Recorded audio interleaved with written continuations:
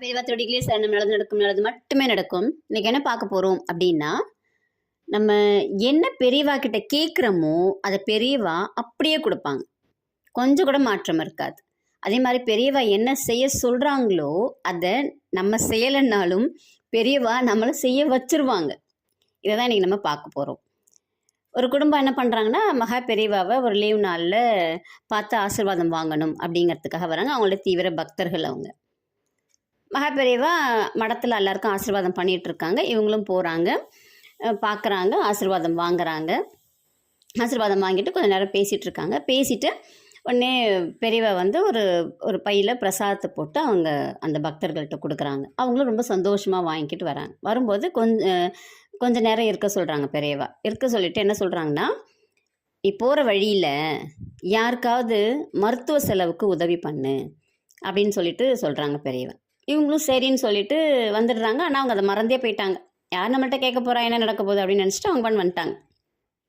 வந்துட்டு அவங்க வீட்டுக்கும் வந்துட்டாங்கன்னு வச்சுக்கோங்களேன். வீட்டுக்கும் வந்துட்டாங்க. வந்துட்டு தான் பெரியவா கொடுத்த பிரசாத பைய தேடுறாங்க. தேடினா காணும். எங்கே போச்சுன்னே தெரியல. எல்லாருக்கும் பதறி போயிடுச்சு. அதுக்குள்ளார 2000 ரூபாய் காசையும் அவங்க வச்சுருக்காங்க. மொத்தமாக பெரியவாவுடைய பிரசாதமும் போச்சு, காசும் போச்சேன்னு குடும்பமே பதறுது.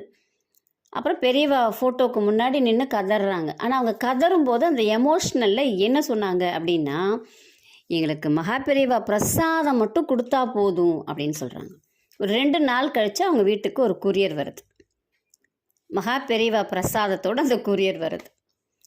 அந்த பிரசாதத்தை பார்த்தவங்க காசு இருக்கான்னு தேடுறாங்க. காசு இல்லை. அதுக்கு பதிலாக ஒரு லெட்டர் இருக்குது. என்ன அந்த லெட்டரில் எழுதியிருக்காங்க அப்படின்னா, இதை நான் பார்த்தேன், இந்த பையை பார்த்த உடனே யாரோ மிஸ் பண்ணிட்டாங்கன்னு தெரியுது.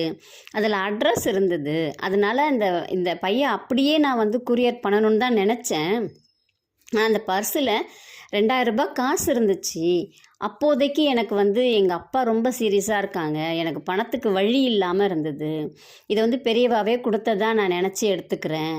உங்களுக்கு நான் பிரசாதத்தை அனுப்பி வச்சிடுறேன் அப்படின்னு சொல்லிட்டு ஒரு மன்னிப்பு கோரி அவங்க வந்து எழுதி ஒரு லெட்டரையும் அதில் வச்சுருந்தாங்க. இவங்களுக்கு மனசு கொஞ்சம் கஷ்டம்தான். நம்ம வந்து நம்மளுடைய காசு நமக்கே தெரியல யாருக்கு என்ன ஏதுன்னு. ஆனால் நமக்கு பிரசாதம் வந்துச்சேன்னு நினச்சி சந்தோஷப்பட்டிருக்கணும். ஆனால் அவங்க யாருக்குமே அந்த சந்தோஷம் இல்லை. சரி, காசு போயிடுச்சு அப்படின்ட்டு விட்டுட்டாங்க. திரும்பி ஒரு நாள் மகா பெரியவா பார்க்க போகும்போது மகா பெரியவா கேட்குறாங்க அவங்கள்ட்ட, என்ன நீங்கள் கேட்டது கிடச்சிதோ?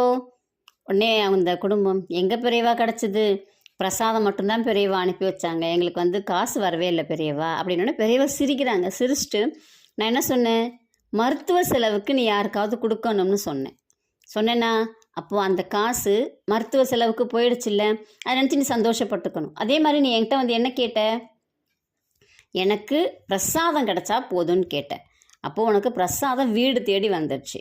அப்புறம் என்ன அப்படின்னு சொல்லிட்டு பெரியவா கேட்குறாங்க. ஆமாம், நம்ம எல்லாருக்குமே எமோஷ்னலில் நம்ம சொல்கிறது திரும்பி ஞாபகம் இருக்க மாட்டேங்குது.